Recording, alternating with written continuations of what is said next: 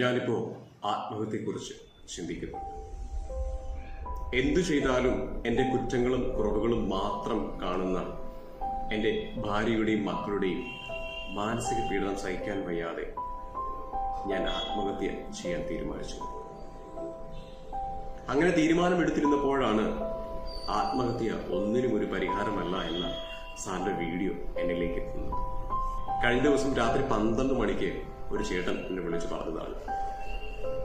എന്റെ പ്രിയപ്പെട്ടവരെ, എനിക്ക് നിങ്ങളോട് പറയാൻ ഒന്നേ ഉള്ളൂ. നിങ്ങൾ തകരുകയും തളരുകയും ചെയ്യണമെന്ന് ആഗ്രഹിക്കുന്നവരുടെ മുന്നിൽ ഇങ്ങനെ ചെയ്യുകയല്ല വേണ്ടത്, മറിച്ച് അവരോട് പ്രതികാരം ചെയ്യുകയാണ് വേണ്ടത്.